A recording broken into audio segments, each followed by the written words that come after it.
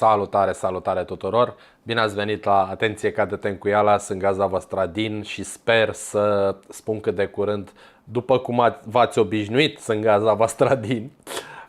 Înainte de toate o să vă rog să vă abonați, am niște lucruri foarte, foarte drăguțe pregătite pentru voi, vreau să facem împreună niște lucruri, să vă dau practic vouă cuvântul, nu să fac eu așa doar monologuri pe care unii le pot găsi plictisitoare.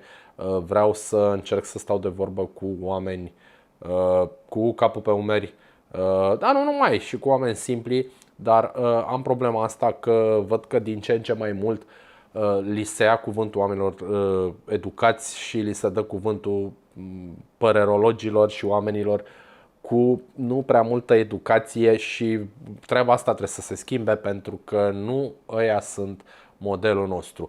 Astăzi vreau să discut, bineînțeles, despre tragedia de la 2 mai pentru că a fost discutată către toată lumea, dar după cum v-am spus, aștept și încerc să-mi adun câteva date înainte să mă apuc să dau din gură așa ca toți părerologii și cred eu că s-au strâns destul de multe date încât să putem discuta foarte ceva mai, nu foarte pe larg, ceva mai concis, da? Despre ce s-a întâmplat acolo.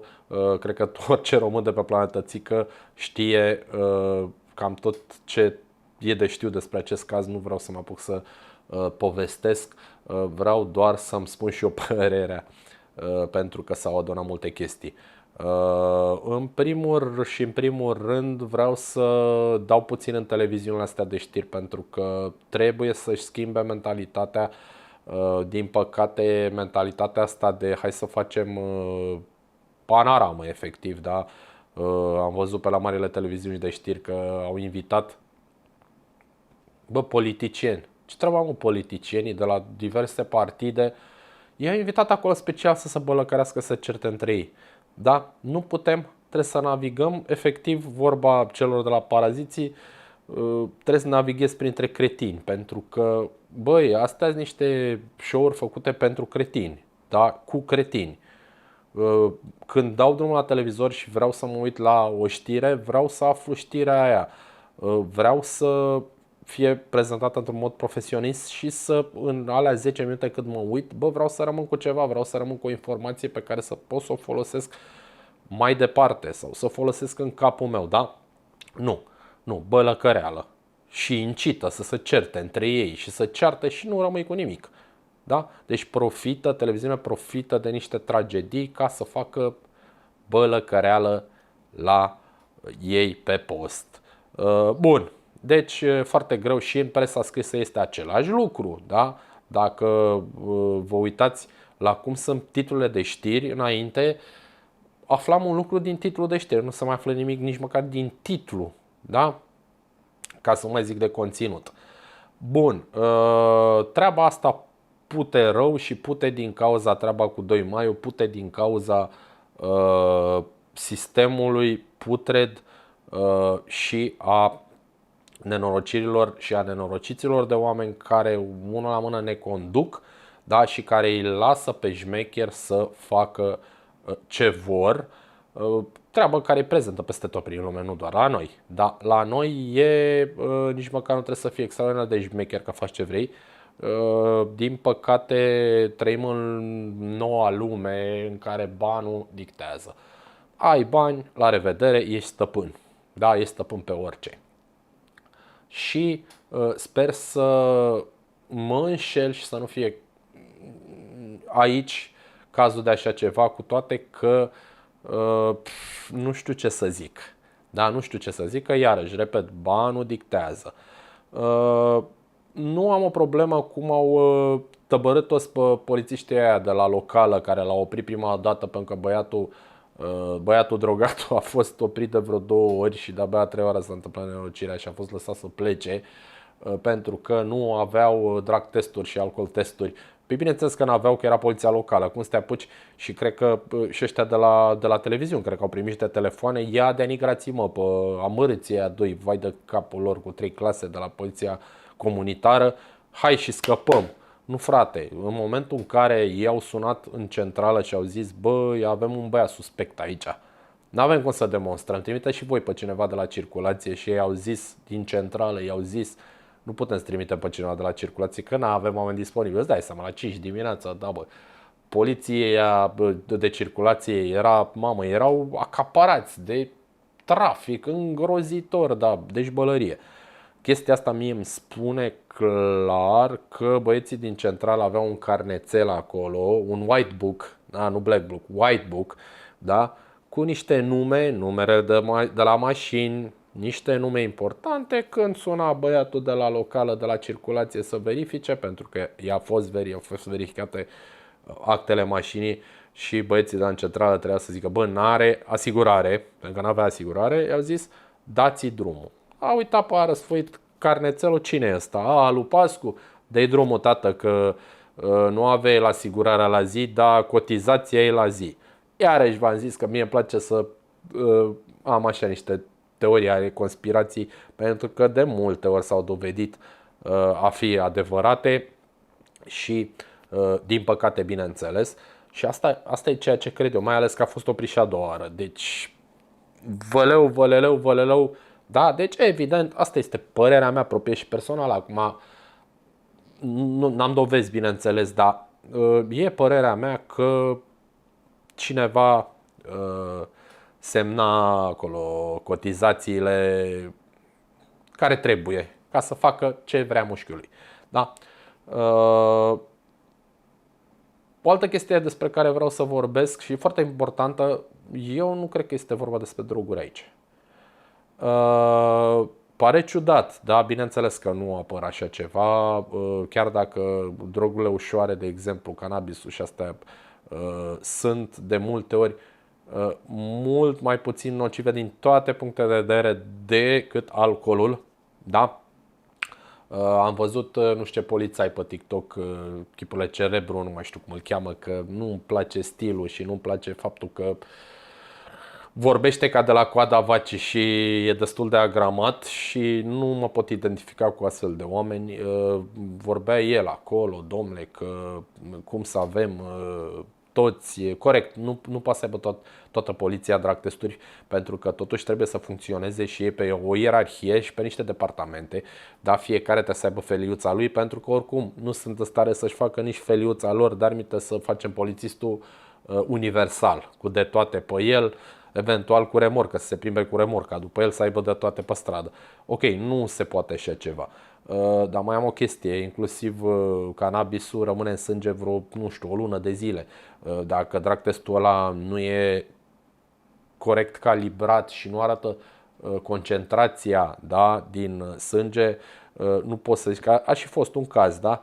Nu poți să zici că, domnule, te-am prins, ești sub influență, când tu ai fumat țigara aia cu 3 săptămâni și nu mai ai treabă cu ea de 3 săptămâni. Da? Deci, iarăși treaba cu părerologia, da? Trebuie să fie un pic redusă, pentru că nu suntem de specialitate. Aici autoritățile ar trebui să facă ceea ce trebuie, numai că evident autoritățile apără astfel de oameni. Da? Omul a mai avut probleme și în trecut, da, am înțeles că se droghează de pe la 13 ani. Fraților, problemele sunt multe. Familia cu 700 de proprietăți. Bă, frații mei, 700 de nu cred că înțelegeți ce Dumnezeului poate să însemne asta. Cred că nici Țiriac n-are 700 de proprietăți, că nu vede rostul, știi? În loc să-și ia 400 de case, face 2 blocuri și are 2 proprietăți care fac mai multe relații cu tot felul de videni, tot felul de clanuri de cămătari. Am înțeles că băiatul dădea bani cu camătă, dădea case cu camătă, le-a luat casele oamenilor. Iarăși nu avem încă dovezi despre asta și la câte bălării se spun în presă în ziua de astăzi, nu mai știu efectiv ce să cred. Nici nu putem trata totul ca o conspirație, dar pe de altă parte nici nu ne putem arunca în cap pe corectitudine. Deci ceva se întâmplă. Deci, din punctul meu de vedere, nu este despre droguri, este despre cocălărism. Dacă mai țineți minte, nu știu dacă îl mai țineți minte pe hilarul Gigi Becali, da? Acel unul din primele monumente publice de cocălărism de la noi din țară, care umbla, fraților, dacă mai țineți minte, cu acel Maybach pe care îl conducea el. El avea o mașină creată pentru șoferi, pentru că luxul barosanului, da, care stă cu picioarele așa în sus și cu trabucul și cu șampania, era în spate, da? Ăsta este un exemplu monumental de cocoalar. Există și pe stradă, îi vedeți, oameni care se cred șmecheri, își conduc Audi A8-uri și seria 7 de la BMW, mașini făcute pentru a fi conduse de șofer și de asta businessmanul, barosanul în spate. Din păcate la noi businessmanii ăștia sunt businessmani, da? Sunt foarte puțini bogați pe propriile forțe, pentru că în general bogații care au făcut banii pe propriile forțe nu aruncă cu bani în mașini de sute și sute și sute de mii de euro. Da? Sunt puțini care, bineînțeles, au trecut de un anumit nivel și au un anumit statut și atunci își permit tot felul de aroganțe. Mă rog, aici e lungă discuția.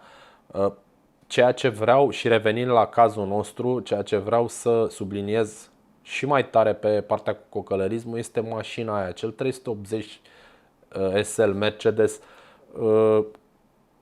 cea mai nepotrivită mașină din 1985, cea mai nepotrivită mașină de pe planetă pentru un puștean de 19 ani. Nu cred că era un fost pilot, nu cred că l-au trimis părinții la cursuri de conducere defensivă, chestie pe care nu înțeleg de ce nu vă trimiteți, bă, bogătani proști, pentru că sunteți țărani proști, da? Bogădanii ăștia proști, care niște țărani cocliți, da? Și care nu au făcut bani pe propriile forțe. Pentru că dacă făceau bani pe propriile forțe, nu puteau fi țărani cocliți cu 3 clase. Da? De ce nu vă trimiteți dracului copii la cursuri de condus? Stai liniștit, dormi liniștit, poți să-i cumperi o mașină puternică. Deci acest Mercedes din 85, cea mai nepotrivită mașină, în afara faptului că știai că fitul are probleme cu drogurile de la 13 ani, frate, puteai să iei șofer. Bine, ok, noi nu știm ce e la șofer, că suntem demenți, da? Dar nu-i da mașină fără sistemele de siguranță cu care suntem obișnuite în ziua de astăzi, da? O mașină mult mai bună, până când și springul ăla, cum îl numesc eu, trotinetă electrică cu acoperiș, e mai ok ca mașină de zi cu zi. Bine, hai că m-am dus prea departe, nu Spring, hai să spunem Logano sau Sandero, deci nu. Am vrut să zic așa, să dau un exemplu de mașină foarte ieftină, dar nu m-a lăsat sufletul, n-am putut, da, să zic de Spring. Un puștean de 19 ani nu are experiență să conducă o asemenea mașină niciodată, da? Dacă e învățat, nu știu, e pilot de la 15 ani, atunci se schimbă lucrurile, da? Dar aroganța modelului de mașină iarăși îmi spune ceva, da? Iarăși îmi spune că chiar dacă părinții făceau bani într-un mod cinstit și, să zicem, copilul era un copil cu minte, bă, tot nu cred că i-ar fi dat pe mână asemenea mașină. Ok, da, nu, deci sunt tot felul de lucruri care mie îmi spun ceva și o mai spun o dată, cocălărismul este cauza pentru aceste accidente. Putea să facă acest accident și chiar dacă nu era sub influența drogurilor, și putea să-l facă. Pentru că se comportă ca niște cocalari, da? Și pentru că nu știu să conducă. Da? Chiar dacă era tras, sunt convins că nu știe să conducă, pentru că 90% din români nu știu să conducă, dar amită un puștan de 19 ani cu o mașină, da, din 85, chiar dacă era Mercedes, nu contează. Da, nu contează. Mai ai o treabă cu înregistrarea acea audio care a apărut, ceea ce mie mi s-a părut fantastic. Una din victime avea o borsetă, așa i-au spus, în care avea un GoPro care cumva o fi filmat ceva și din greșeală a uitat să-l oprească, l-a pus în borsetă și a înregistrat 37 de minute incidentul, bineînțeles audio, că video n-avea acum că era în borsetă.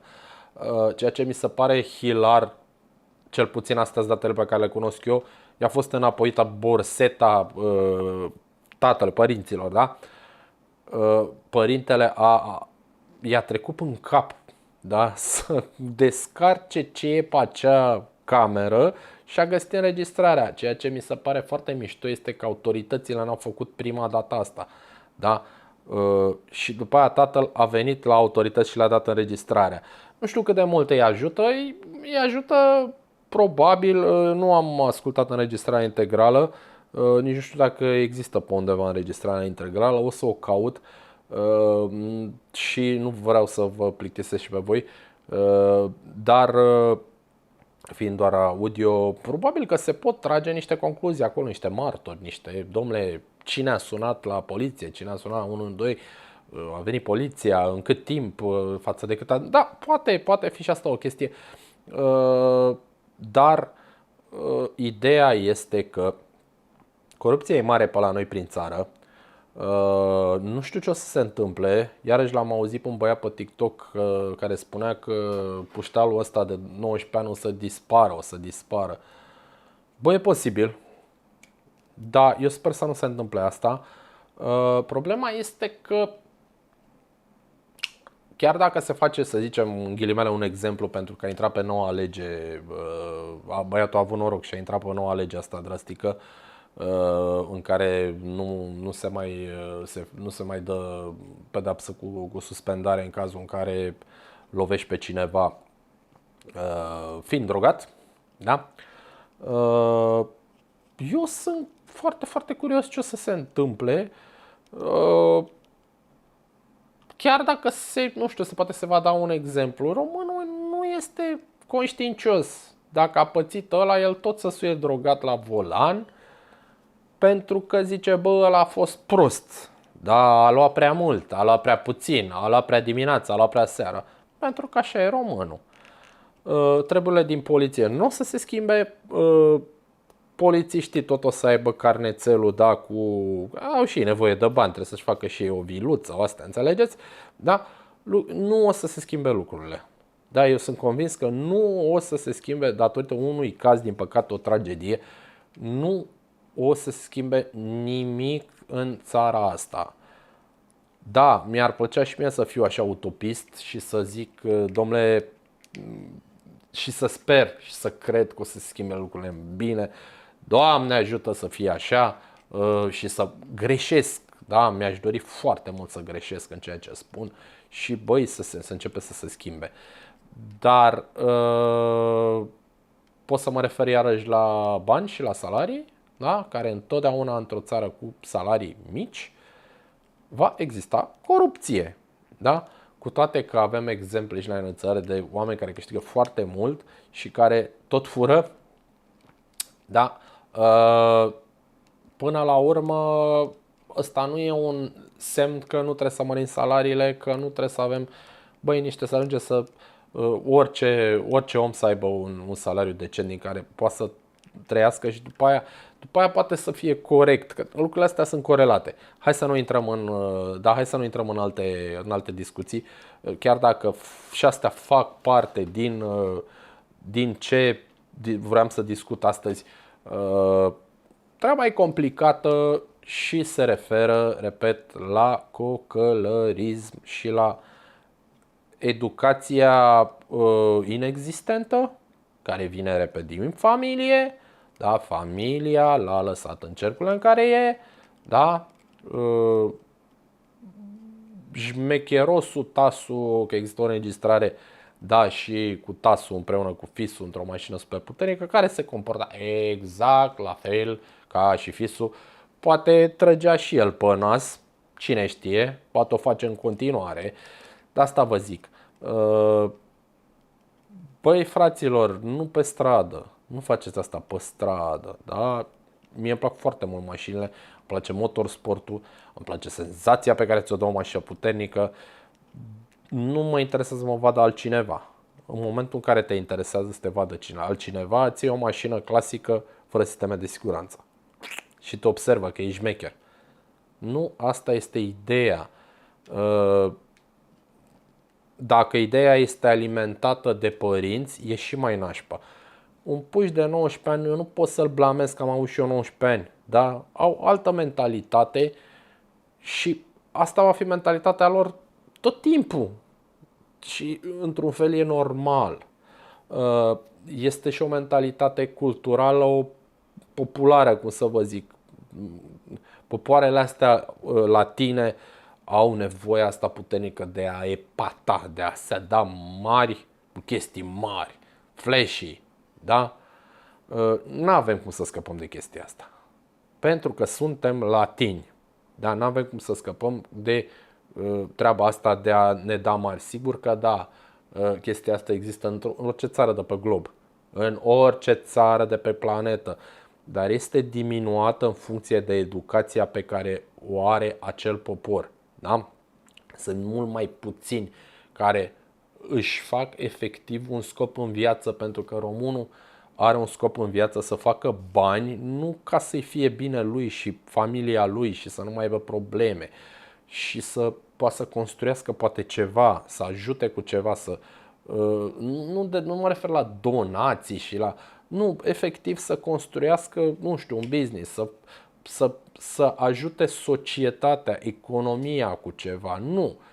Toți care vor să facă bani ca să-și ia BMW decapotabil și să se uite lumea la ei că urlă maneaua din mașină sau Jeep sau astea. Și nu e vorba de puștii de 19 ani. E vorba de toată lumea.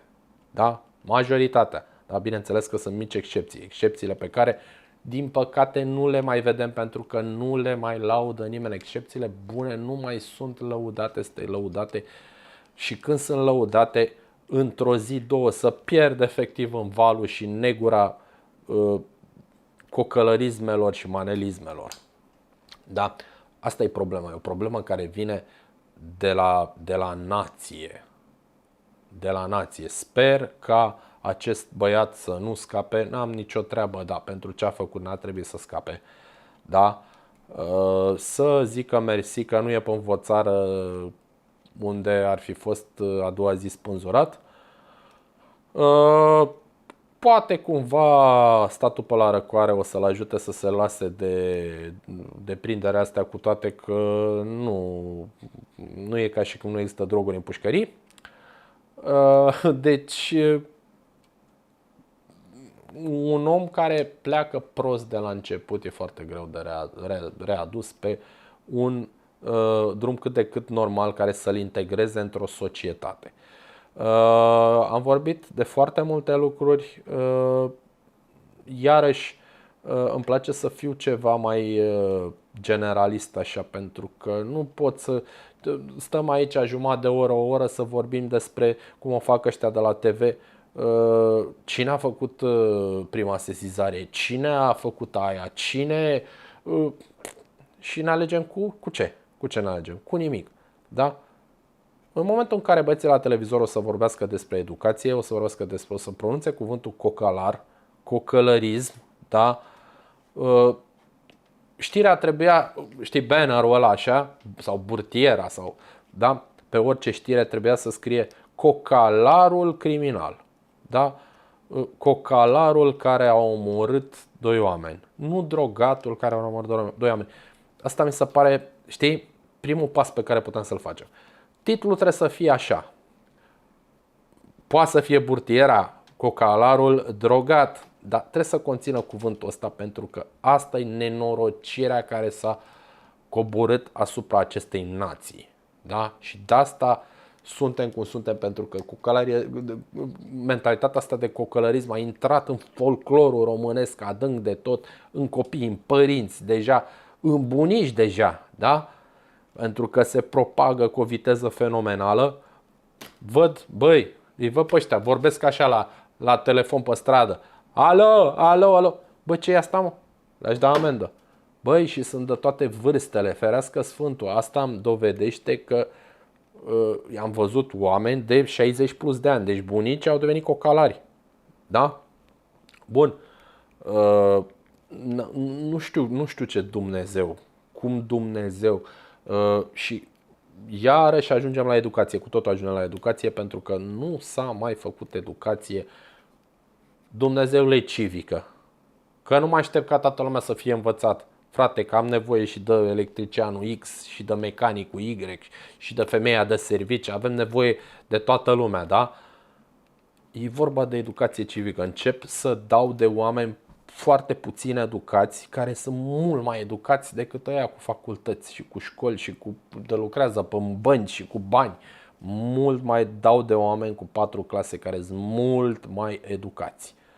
Da? În halul ăsta am ajuns în țara asta pentru că ne place să ridicăm în slăvi cocălărismul care vine la rândul lui pe bază de educație inexistentă și dacă nu ne trezim odată, frate, nu, eu nu vreau să las copilul să asculte manele. Nu mă interesează că e la modă. Nu vreau să asculte trap. Nu mă interesează că e la modă. Și îl formez în așa fel încât cât pot eu, pentru că la un moment dat va intra într-un grup de prieteni și nu prea mai ai ce să-i faci. Dar uite că și eu am intrat în grupuri de prieteni și tot n-ascultam manele. De exemplu, adică dacă educația este făcută cum trebuie, băi, mai reușești. Deci mai reușești. Da? Să nu-ți intre copilul în belele. Dacă îl lași în pace de capul lui și ăla zice lasă-mă bă în pace că toată lumea face asta, da, toată lumea face cretinități.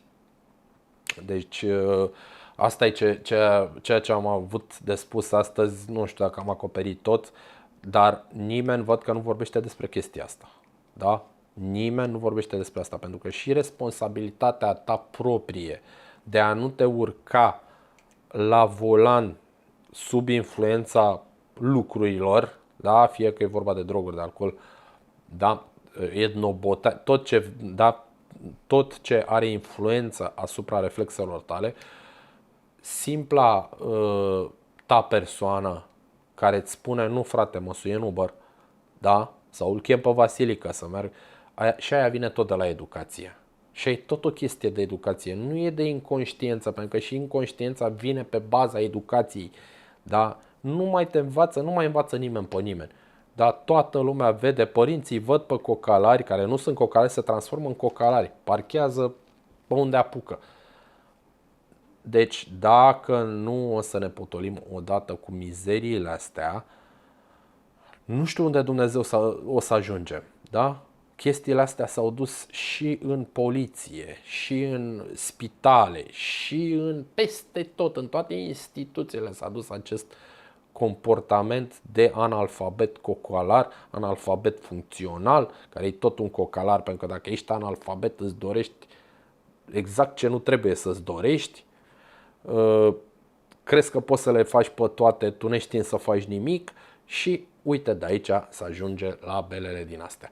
Gata, am terminat pe ziua de azi, sper să creștem canalul împreună, sper să îmi lăsați un comentariu și sper să ajungem să facem împreună lucruri, că asta îmi doresc și să vă dau vouă voce. Salut, mersi frumos!